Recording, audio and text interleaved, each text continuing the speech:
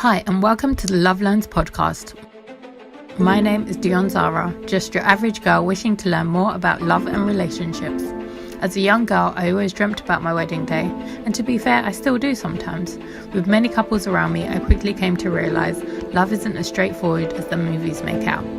So I thought I would have conversations with couples who made it past happily ever after to learn more about love. And when I say love, I don't mean like the movies and fairy tales, but I mean LOVE, learning to be open, vulnerable, and empathetic. So if you're ready to learn, unlearn, and discover love through couples, you're in the right place. Hi guys, and welcome to another episode of Love Learns. We're back again with This week we're going to be touching a little bit more on relationships and friendships. In our last episodes, we talked about the evolution of relationships. And this episode, we're going to talk about maintaining friendships as an adult. Because I think as kids, we are very, we know how to maintain friendships. We can move freely and easily. But as we grow older as adults, we tend to pick up more responsibilities. Time's not as accessible and easily managed as when we're kids. So, how have you found adult friendships and maintaining them? It's actually not hard to maintain adult. For me, it hasn't been hard to maintain the friendships that I want to maintain, but I think it goes back to what we're discussing in our last episode about the evolution of relationships. And oftentimes for me, maintaining adult relationships means maintaining relationships with people based on whether or not I still like them. We still get along. We still have things in common. We still have things that connect us. Yeah. And I think it's easy to have a relationship as children because you're constantly around each other, or you're constantly, or even if you're not, it's very, I can be your friend just because I like you. Whereas as you grow up as an adult, that is part of it, but that's just one layer of it. The other layer is, do we actually have anything in common? So I can see there's lots of people in the workplace that I like, but I wouldn't necessarily say that I've got anything in common with them, apart from the fact that maybe we work in the same building. So for me, I think it's really important to maintain. I think it goes back to the whole idea of knowing who you are and what it is that you want or what you need at any certain season or period in your life, and then attracting like-minded people into your life. So I think that's how you maintain adult relationships. Actually, is this feeding me? Is this helping me to grow? Is this helping me to be a better person? Because if all I'm going to do with you is converse about basically just gossip, then the relationship can be quite empty. Yeah, and I think that is the basis of maintaining it, is having something as a foundation of it. And I think the values that you guys have and how you guys are compatible with each other will determine how much you maintain that relationship. What would you say your current relationships and friendships have in common that help you maintain those relationships? A mutual level of respect. Okay. More than anything else, mutual level of respect. And how do you measure that? They respect me and I respect them. But what does respect look like for you? It looks like people respecting my boundaries, understanding what they are, listening to me, being helpful, being kind, being considerate, being compassionate, being loving, and just a relationship where we're both getting something out of it. It's not just one sided, it's a win-win, and these are people that I really like a lot, Yeah, really not just, oh, you've been my friend, oh, I love you because you're my friend. No, like, they're people that I fucks with them. That's Yeah. that's the best way to say it. Like, these are people that, yeah, like, I'm even thinking of a couple right now, like, yeah, Cool. And with that, those boundaries, how did you come to like form those boundaries? Well, with them, Yeah, just with your relationships and yeah, I friendships. think it's, you have to first form boundaries with yourself first. And growing up the way I did, there was a lack of boundaries. I didn't really understand what boundaries were because I didn't, I wasn't shown how to have boundaries and Okay. therefore not shown how to enforce them. So I didn't really understand what they were. So I had a lack of boundaries for other people, and I also had a lack of boundaries for myself as a result. But learning to enforce them, and enforcing boundaries are really simple. These are the things I like. These are the things I don't like. So I'd appreciate it if you respect that. The things I like and the things I don't like, the things I'm okay with and the things I'm not okay with. And as a result, I must do the same for others too. Mm-hmm. And for people in my life who don't respect my boundaries, I'm realizing the importance of enforcing them even more. So before, I may have let them go. Now I'm just like, no, this is what my boundary is, and then dealing with. And I think the reason why I didn't deal with, there was a lack of boundaries before, was, like I said, I hadn't been taught any. But even when I did try and force them, there was that feeling of guilt. Whereas now, it's uncomfortable, but we're going to sit with the uncomfortability because that's all part of the growth and actually getting to a place where it works for me. Mm-hmm. So, and with someone not like accepting your boundary and you reinforcing it, has that ever helped you to decide if you would like to maintain that friendship, or has it kind of enforced straight away that, okay, no, I don't want to maintain this anymore? Oh, yeah. And I think and when I first started really enforcing my boundaries, which was probably about 10, 11 years ago, um, yeah, I just cut those friendships off because and that I wish I'd done differently now that I look back on it, because I wish I'd had the words, because I didn't have the words. All I knew was, I don't like this anymore, and I'm now aware of the fact that I don't have to part with it, so I'm not going to. And I wish I'd had the words for that, but I didn't have the words for that. So yeah, it would have I would have liked to have advocated more for myself in that space, and maybe then the relationship would have had, even though we may have gone our separate ways, it probably could have been more amicable in that way. Because I relate to that as well, because I've had friendships where I thought, oh, I'm putting this boundary in place, and then it was kind of like, oh, this hasn't been met, so I'm just kind of going to let it drop off. And it's like, I look back and I was like, oh, maybe I was a little bit immature in how I handled it, because it was so out of my own feelings that I wasn't considerate of the other person's feelings.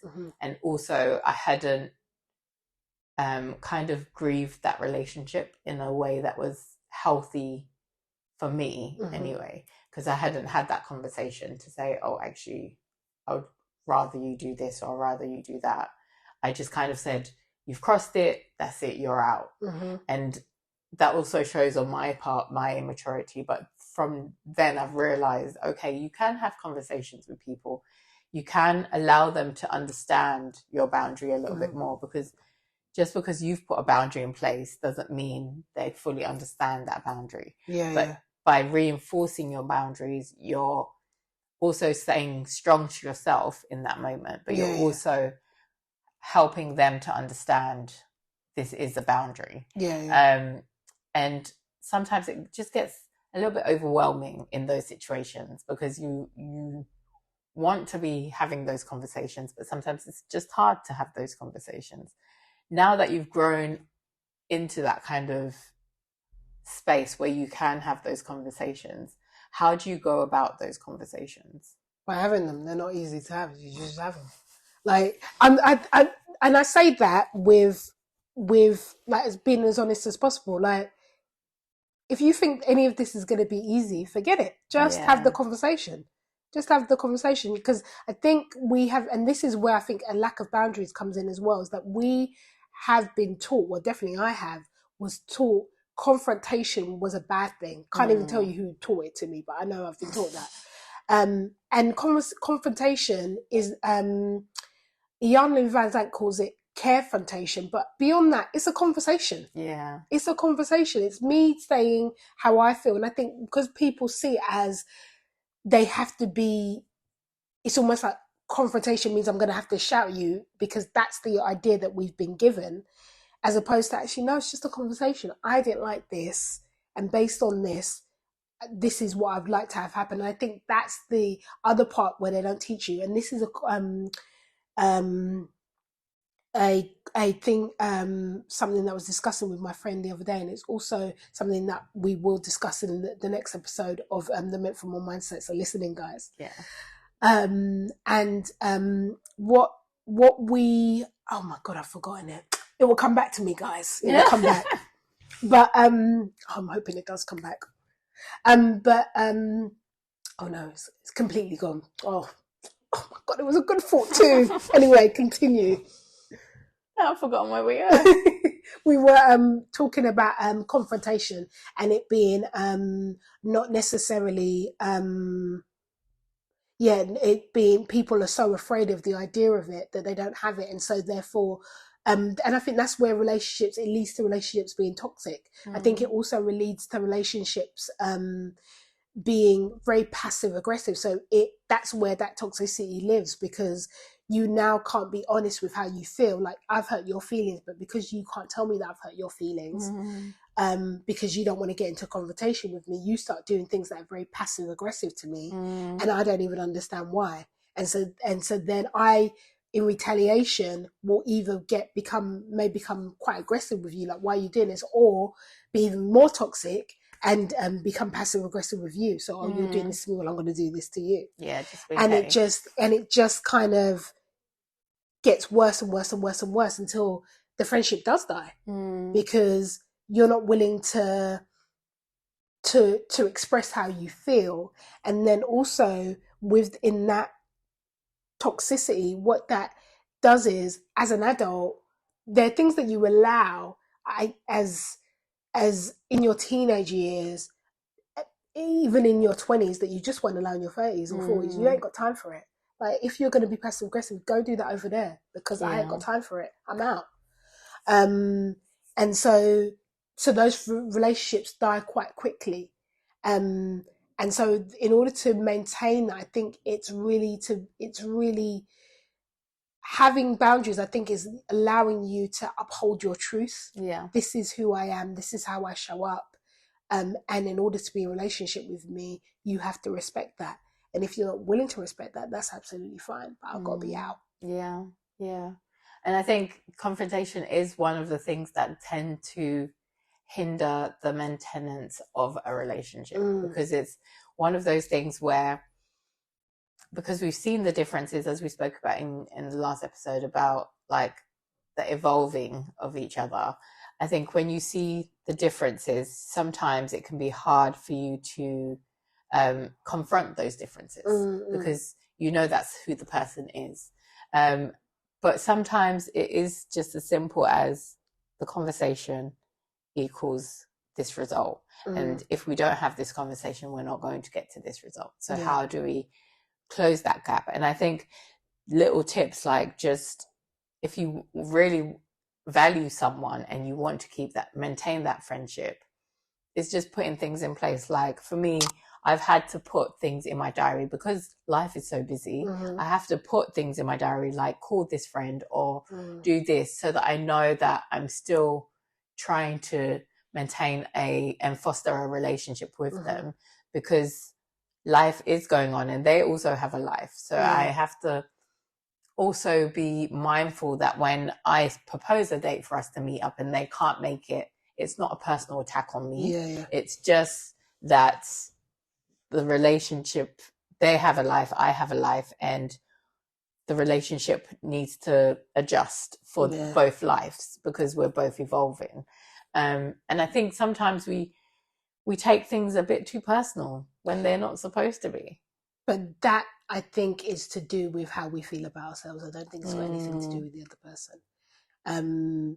And this is actually what we are going to touch on in the next episode of the Meant for More mindset. It's learning to advocate for yourself. And in doing so, you recognize that most people aren't against you. They're just for themselves. Yeah.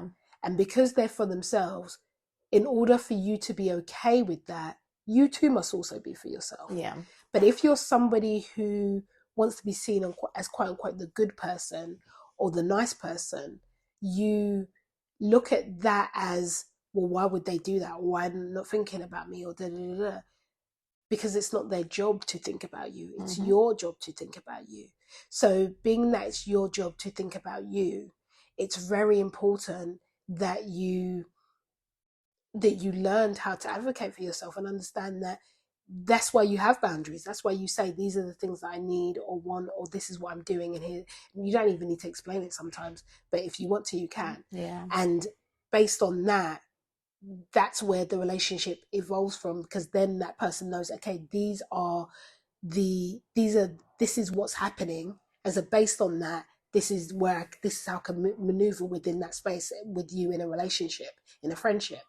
And when you don't understand that, when you don't have those, I guess, if you like, those, I wouldn't even call it rules of engagement, but that understanding, when you don't have that understanding, then it can be very, you're thinking, oh, I'm just going to do this or I'm just going to do that.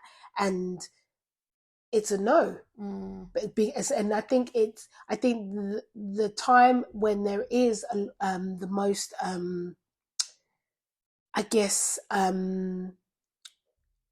what's the word that I'm looking for? Yeah, the most friction is when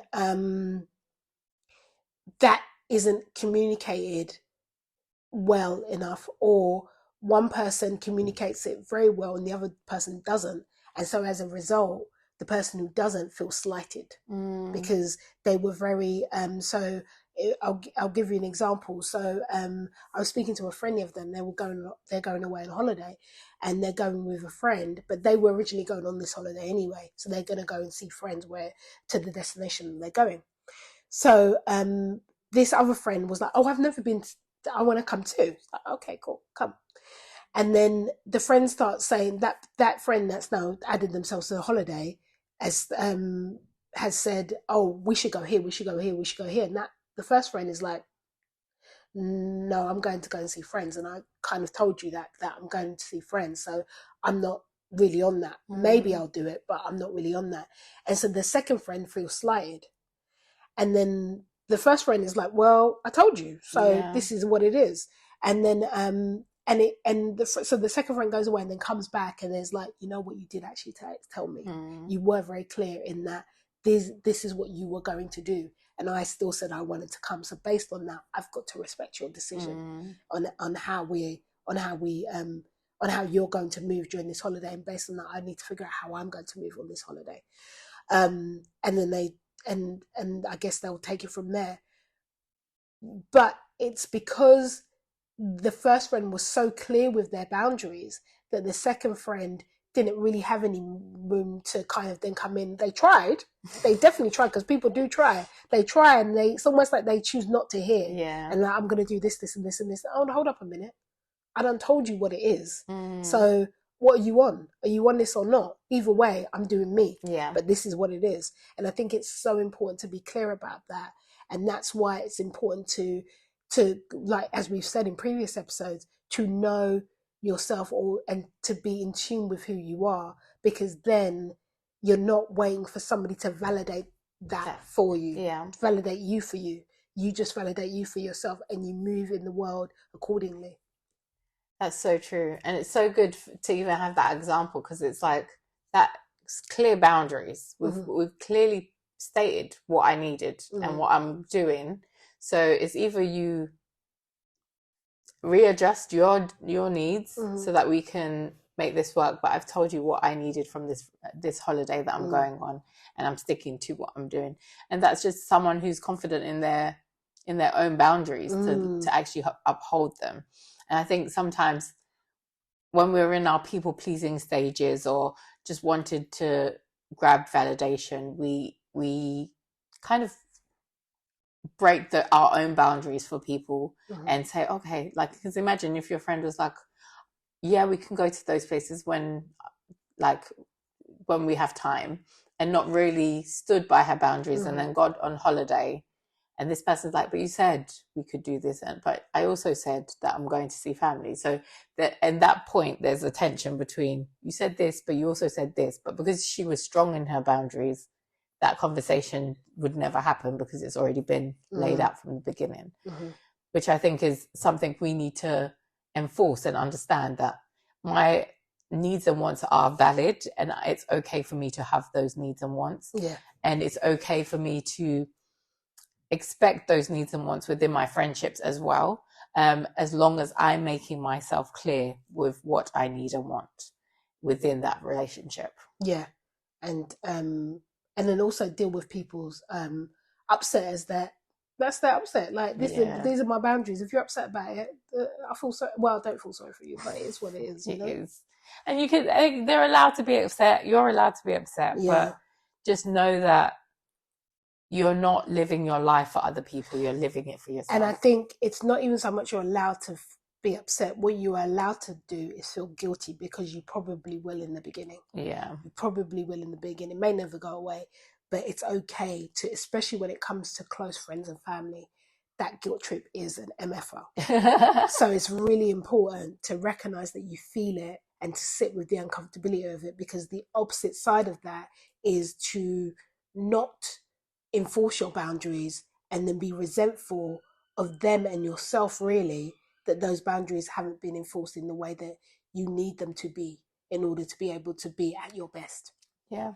And we have an episode on guilt, guys. So if you do feel that guilt creeping up, maybe check out our previous episode on guilt and see how you can maintain your guilt within relationships. So on that note, we're going to end this episode and head over to Yar's podcast to hear more about the autonomy of self. So I will see you guys later. Take care. Bye.